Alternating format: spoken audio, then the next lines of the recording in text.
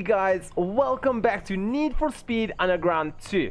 So for a few people, this topic might sound a little bit silly, but this is a big problem we are facing in life, is that when you come to reality and you're coming to gaming, it's not always the same.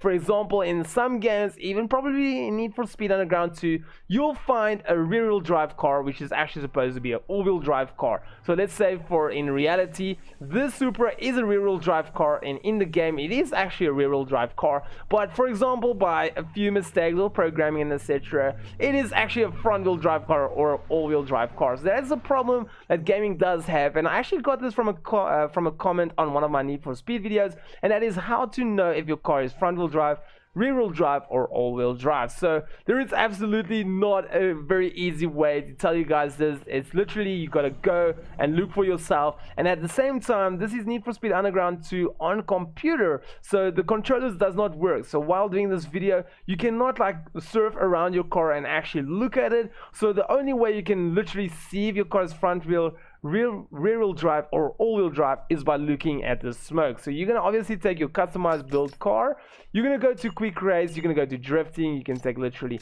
any drift track you want. We're just gonna go to this one. I think it's very common and basic. You're gonna make your opponent 0 because you're just trying to find out if your car is front wheel, rear wheel, all-wheel drive. So you're gonna take your Supra, for example, you're gonna go choose your transmission on auto.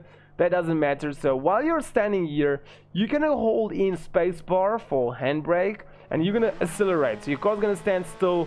You guys are gonna see the RPMs climbs up, and when it reaches max, you're gonna let it go and see where the smoke comes from. As you guys can see, it's coming definitely from the rear. There we go, it's coming from the rear. Also, what we might be able to do, I just want to see if this is gonna work. We'll take your rear wheel up, your RPMs up. I'm gonna turn and then let go. As you guys can see, there we go, it is definitely a rear wheel drive.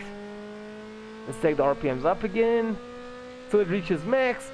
There we go, and it is rear wheel drive. So you guys can see there's no smoke coming from the front, meaning there's no power being delivered to the front. So we're gonna go all the way back now, quit to main menu. We're gonna go and get a different car. So drifting, this car, we're gonna go, when do I choose my car?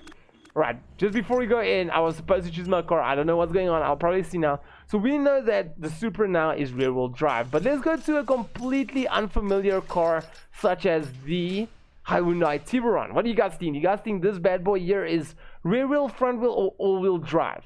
Because I did own one in my life, I know that it is a front-wheel drive, and because I'm a car enthusiast, I know it's a front-wheel drive.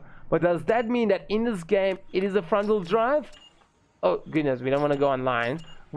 Let's go and find out. So we're gonna go to the first track again. We're gonna put opponents onto 0, Tiburon, auto. There we go. So currently we are here. We're gonna pull away. Let's go to this part of a year again. So we're gonna do exactly what we did before. Hold in spacebar. We're gonna get the RPMs up. We're gonna turn our wheels. When it reaches max, we're gonna let go. There we go. As you guys can see, definitely came from the front. So we're gonna stand still and do it. We're not gonna turn. Alright, that was way too little RPMs. There we go.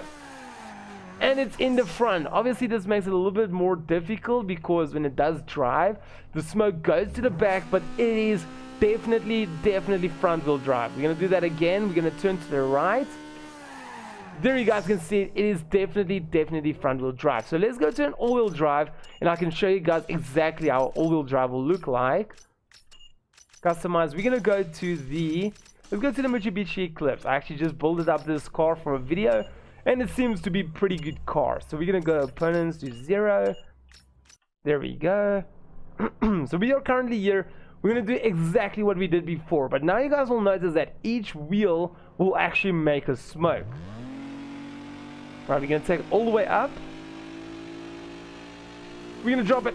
There we go. Do you guys see there was actually like 4 bubbles of smoke? Obviously we're not gonna see it now. We're gonna try that again. Come on. There we go. Okay, that was bad. It only made 2. This car has just got so much grip, and it can pull away on 8,000 RPMs. There we go. There was 4 bubbles of smoke. I wonder if I can like actually turn around. Let's see what happens if I take the corner of high RPMs. there we go. There was four clouds of smoke again. So anyway, that is how you guys can see if your car is front wheel, rear wheel, or all-wheel drive in Need for Speed Underground 2.